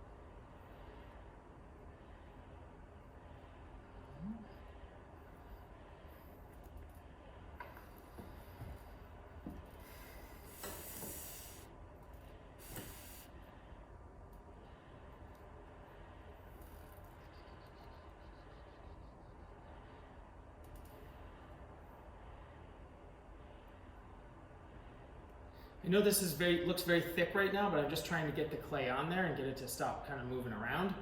And so I'm trying to get all that on. And then what I'll do is I will shape it back down. Right? In order to carve things back down, you have to have too much. Right? So sometimes we're putting too much clay on, putting on a little bit, you're always putting on a little bit more, and you can really kind of see it much more on the arm. Because when I'm putting too much on the arm, it makes the arm look massive. Like she's been going to the gym. But now I can sort of, now that I have that material on all the way around and it's stopped moving around, I can gradually kind of bring all these things back down. And look how big that forearm accidentally got, right? And so we can bring it down in multiple kind of directions, allowing us to really kind of shape that into kind of what we eventually will actually want. And so I'm going to bring some of this back out a little bit more.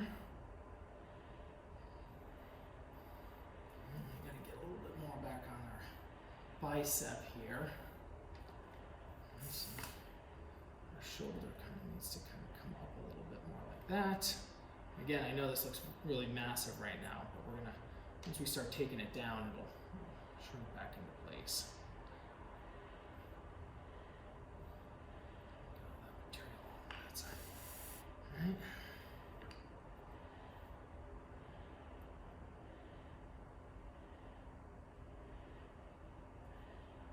So I have multiple different areas where I can remove material in order to bring it back down to what I want it to be.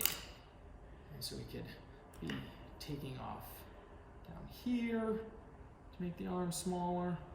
And I'm liking where these areas are going. But as I do that, then I'm going to put a little bit more on here. Our deltoid has gotten way too big. And so bring that back down. And you can see I'm running into a little bit of armature there. There's a few different things I can do to kind of to alleviate that, but I'm just gonna kind of sculpt around it. And sometimes if a little armature is poking through, it's not really kind of the end of the world. Bring a little bit more on the inside here, and we start to get the sense of the shape of that.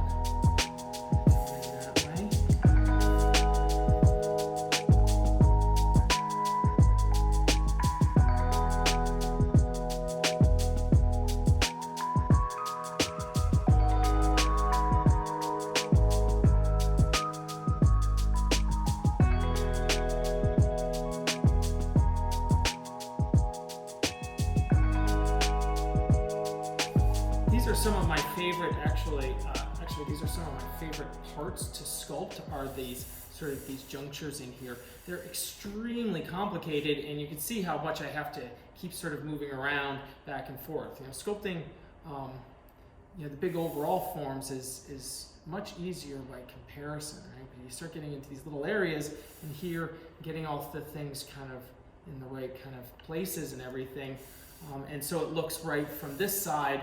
But also it looks right from the front, right? Because there's the shoulder girdle is just a very, very interesting sort of place, because you got the muscles of the back, like the trapezius. Not only are they attaching to the back of your head and the center of your spine, but they're also attaching to the back side of your clavicle. So it's that muscle's all over the place. So it becomes really super interesting to sculpt that thing, right? You know, and get it right. You know, so get it so it's working over here, and it's getting it so it's working over there. Right? So you can see my arm is starting to look smaller and smaller each time I kind of go back and forth. I'm taking a little bit off in the right kind of places. Right, so, and actually what I should do here now is to do on this side, I'm going to go to my low set here, open that up,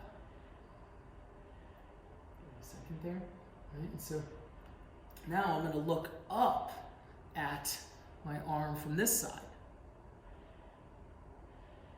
And so I'm looking up at that arm.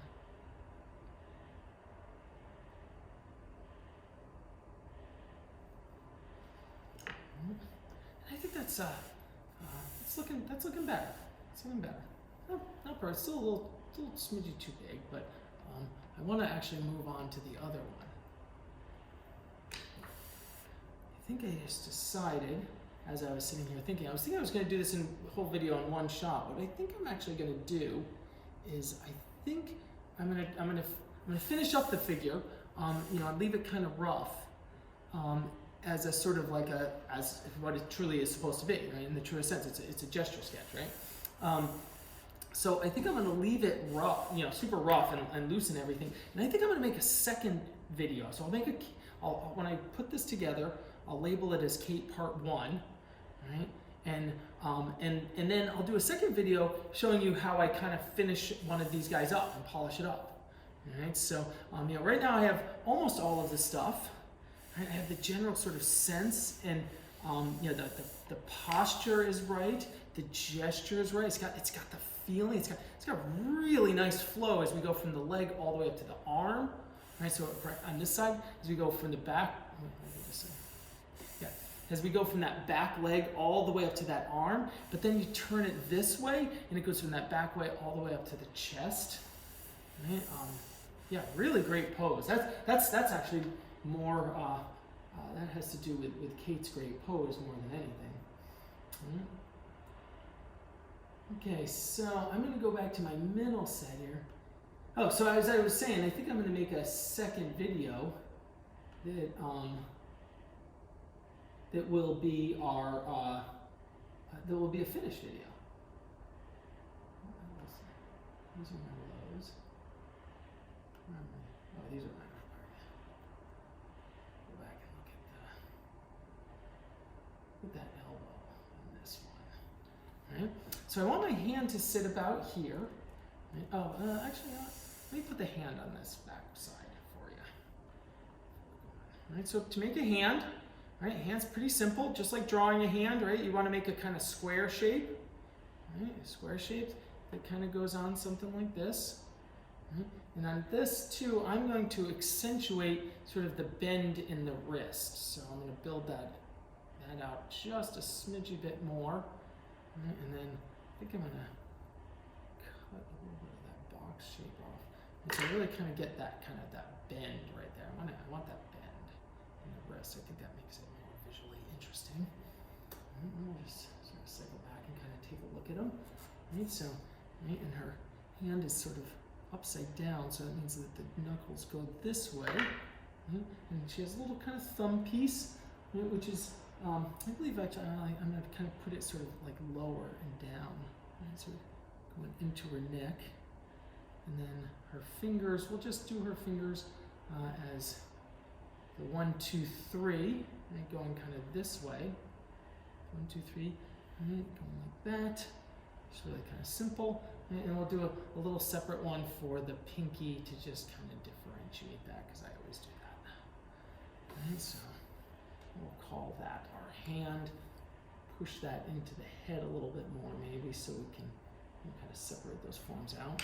Right, and on the other video that I was talking about that I might do as a finish up, you know, I'll cut the hands up a little bit kind of more. All right. Okay, so to this other hand though, right?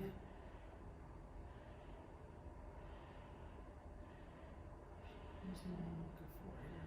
Right, so let's get a look at that hand, right? Right, so she's kind of grabbing her thigh there. I think I'm going to make it a little bit more relaxed than that, right?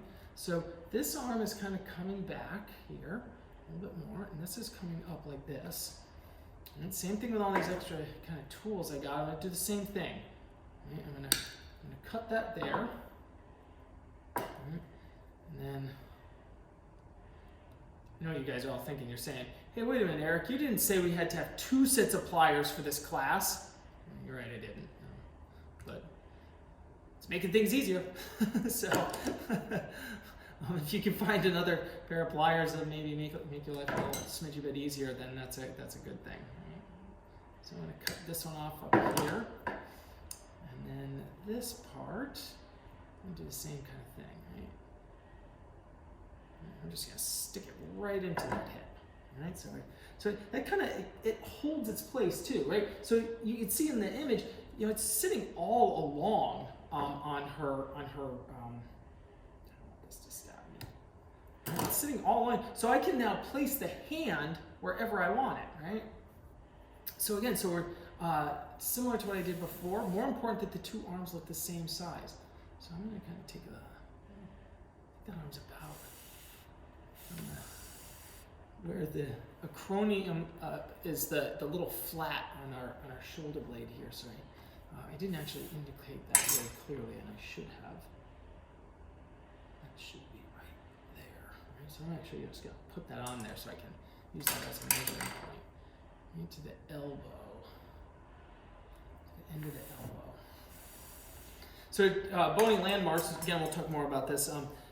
The 2 parts of your elbow that are out here. Right? These 2 parts belong to your upper arm bone.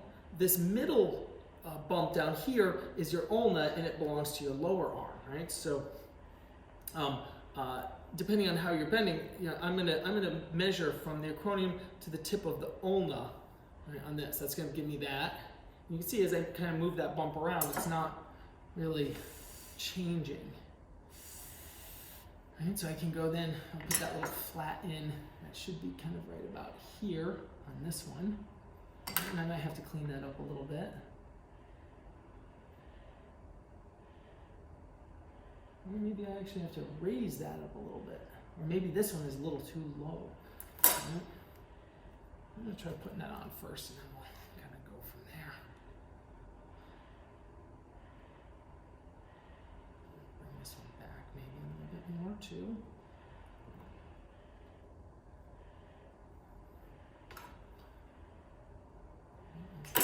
Lower, right?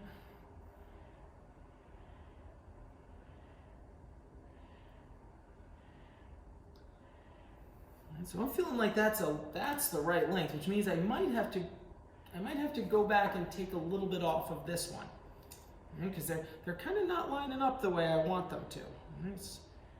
One's looking this one looks better to me. You don't want to make that any longer. That doesn't look right.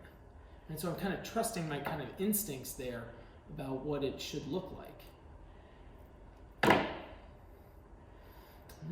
then her hand, we're gonna have.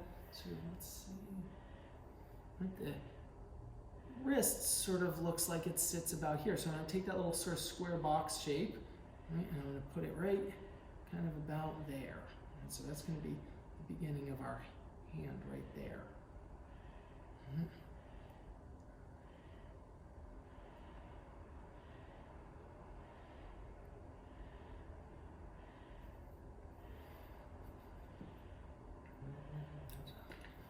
So if that's coming down like this, I want the hand then to kind of shift gears a little bit and kind of go like that.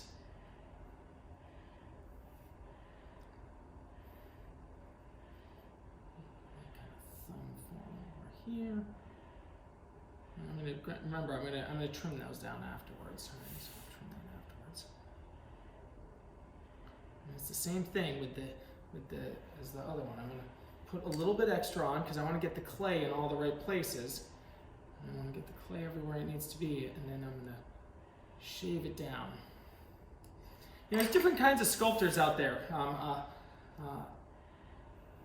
lot of people are dabbers, right? And I do a little bit of that too. Everybody should be a little bit of both, but I feel like some people do a lot of kind of building up with little tiny dabs of clay. And I love to watch dabber. I always I think it's an amazing way. It's like one little tiny like dot at a time. And I do a little bit of that. I tend to be a raker. I very much like the tool marks. I'm very interested in the tool marks, and I just like sort of the way it looks. Just like there are some sculptors that are clay people, and there are some people that are carvers. Maybe being a raker is a little bit of kind of both, but I can tell you I am not a carver. My best friend is a carver. It's a totally different sort of way of thinking. Totally different way of thinking. From a sculptor's point of view. Let's see here, I'm kind of filling some of that stuff in.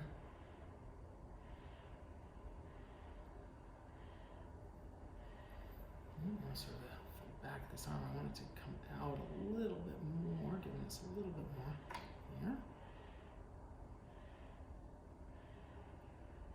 A little too kind of clunky, just like our other one did too, right? But I got all the material on there. All right, so now I kind of want to, let's see, I want to bring a little bit more of that deltoid kind of down here like this. Maybe I have to go back a little bit to this side. All right, so you can see what happened here, right? So I've got way too much kind of like overflow here, right? So we're gonna get in there with our tool and kind of bring some of that out.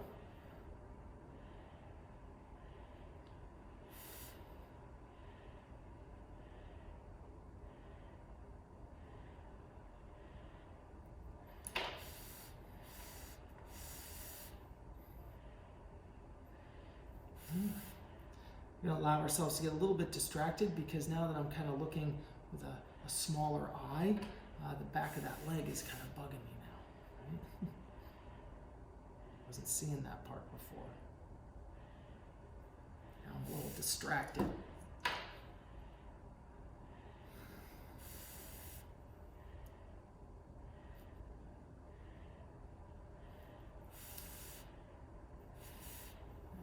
That's at least enough to not distract me. And look at it, as I'm sort of looking at my two sections here, now I'm realizing that my center line, my gluteal fold here, is actually a little bit off.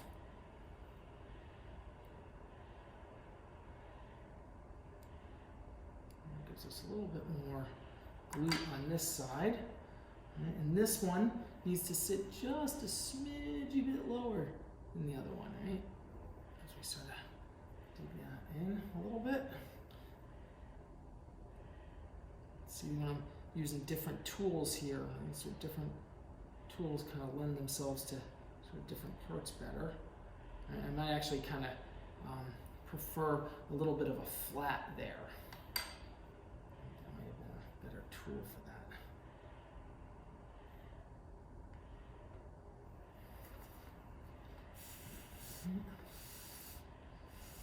Again, remember, we're not interested in the details here. Right? I'm going to go, we'll go through and get into that. This is about the gesture. Right? Does it feel right? Is that overall gesture right? Right? In any of our sculptures that we do, whether we're doing one of the larger ones a little bit later, or we're doing just something like this, I think that you want to stay on this section as long as you possibly can. Continuing to kind of work it and whatnot before, getting seduced by the details and the anatomy. Ultimately those things are super, super important, and they're the places where we want to go. Right? But we got to make sure that these sections are correct first. That the forms are in the right place, that the gesture and the movement, that the feeling of the thing is right first, because otherwise it doesn't matter.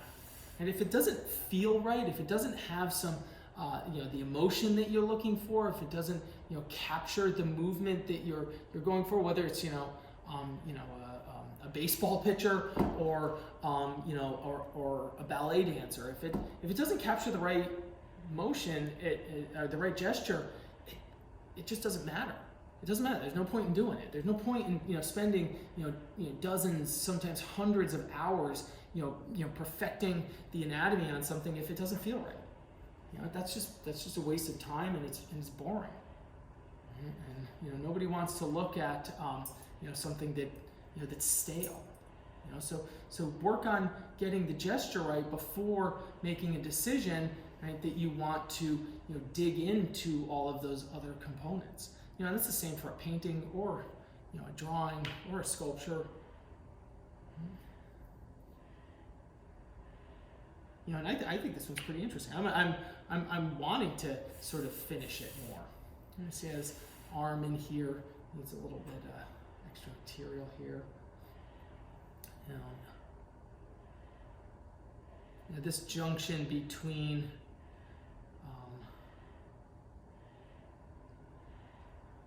this junction here isn't quite right. The tricep should be going underneath these muscles. So this is where they see it. You start, kind of getting, like I said, seduced by the anatomy, right? So that your teres major and your tricep needs to go under these muscles back here, which is why you'll get a little kind of fold here that goes in this direction. Right? So we want to get that kind of going in that, like that. And I feel like my deltoid has maybe gotten a little too robust now, right, in the front.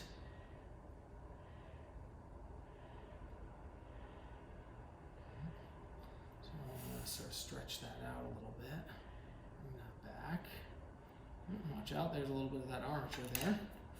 Now there are some things we can do to kind of push our armature back a little bit if we need to. We can stick a tool in there, and we'll cross that on the bigger pieces a little bit more.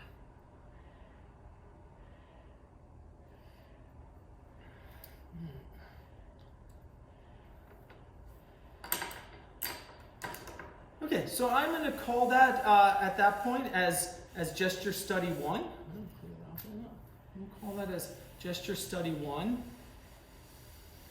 Oh, look, I can't stop. Now your head's a little bit lumpy there. When you have somebody with such short hair, right, you have to, your head shape has to be right.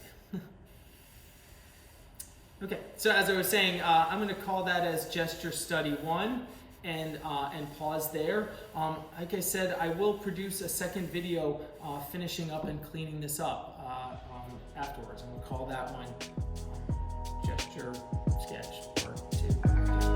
Something like that. All right, I'll see you guys next week.